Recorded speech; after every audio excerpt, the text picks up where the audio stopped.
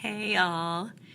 So if you have been on my page at all, then you know that last night I had the opportunity to meet one of my sheroes, Barbara Kingsolver, who's an amazing author, and her newest novel, Unsheltered, is out there. And it was also really amazing just to see that as seasoned and renowned an author as she is, she's still out there marketing, doing the book tour, doing all that. So it was just, felt so lucky just to be there and hear her speak and connect with her for 2 seconds while she signed my book and be a little starstruck in that moment.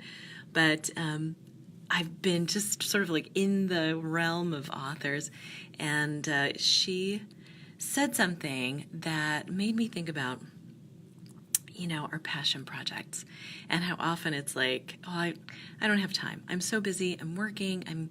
I've got kids. I'm married. I'm not married. I'm single. We have a lot of reasons and excuses. And so there were 3 things that I wanted to talk about today, inspired by some of my favorite authors. And so one is from Barbara. So she talked about being driven out of bed in the morning, like waking up at 3 o'clock in the morning thinking about her characters, being driven out of bed in the morning, like writing that next piece of the book. And so the word that comes to mind is like obsessed. Like if your passion project doesn't obsess you, like, yes, I need to end world hunger or whatever it is, like end human trafficking or make the world a funnier place, like whatever it is that's your passion. And we each have our unique ones. Like it's got to be that, like that's pulling you out of bed in the morning. And if it's not, maybe you need another passion project. So that was my tidbit from Barbara Kingsolver. And then the other 2, I just thought these were amazing pieces of advice, and they've been just like rattling around in my brain. So I thought I'd share my brain rattle with you. So the second piece comes from Liz Gilbert. So she's the author of Eat, Pray, Love, and of course she has that great TED Talk and all that good stuff. And she was talking about, that's the biggest thing is people say, I don't have time. I don't have time to write my book, right? And she's like, if you were having an affair, you'd find the time.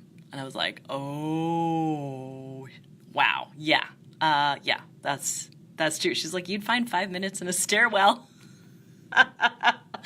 I was like, she's 100% right. So,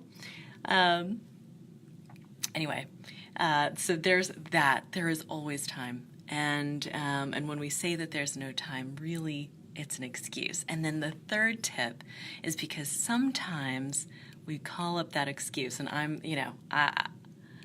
can say like yes to all of these, right? Sometimes that excuse comes up because we have resistance, we have fear around what it is that we're here to do. And it's holding us back, right? So we say, oh, I don't have time. So CF Liz Gilbert, right? You have time. And then thirdly, this is from Martha Beck, right? And this I thought is so beautiful because it's also incorporates like compassion and gentleness. So yeah, when that resistance comes up and you want to do something and you're holding back because you're just scared, and it's so human, and that's what we do. Right, Avery? I was like, when I heard her say that, I was like, wow. Okay. So here's the third thing from Martha Beck. She was struggling to write her dissertation, putting it off, procrastinating for like months, even, I don't know the timeline, but you could say even years. And I know people who never, ever finish their doctorate because they're stuck at that place, right? And she just checked in with her body, and she was like, what could I commit to every day? What amount of time would feel like, you know what, I can fit that in? And she was like, because you've that big project, you think, I need like 8 hours of uninterrupted time. I need like 3 weeks. And so for most of us, we can't stop our lives for that amount of time. So she checked in. She was like, 4 hours a day? Nope, that wasn't it. 2 hours, 1 hour? No.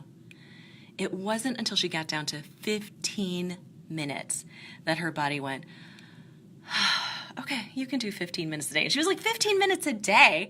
How am I going to write a dissertation in 15 minutes a day? And you know what? She did. She did. She got it done in a year. And this was after how many months of putting it off, right? And not completing it. And it started with like day one, 15 minutes was enough time to like look up her advisor's number. Done. Day two, schedule a call with advisor. I mean, literally, it was just breaking it down to the most granular level. But she got it done. She found that time. So from Barbara Kingsolver, your passion has got to be like pulling you out of bed in the morning. Like, what gets you so freaking excited that you're like sweating about it at 3 o'clock in the morning? Or you jump out of bed because you're like, I can't wait to write this next piece or make this next phone call or just show up for my people in a different way. And then from Liz, there is always time. Always time. Even if it's 5 minutes in a stairwell, we can find the time. You know, it's like any resource. When we're really like feel like we need it, we come up with it. And thirdly, yes, Martha Beck is so inspiring, Kim. I agree, and thank you for connecting me with her work. And I think you were the one that first told me this story about the 15 minutes a day. And I just thought that was so beautiful and gentle.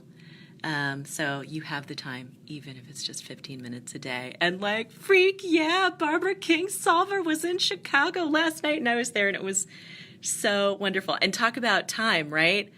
I was like, oh, it's so far, blah, blah, blah. As soon as I heard that she was coming into town, I was like, I'm there. I'm going to be there because I love her. And I just wanted to like bask in her authorly glow for whatever time that she would share with us. So there's always time. Anyway, sending you so much love and sending you so much spaciousness in your time and so much passion about what you're bringing forth and creating in your life. Love you so much. Thank you for joining me. Bye.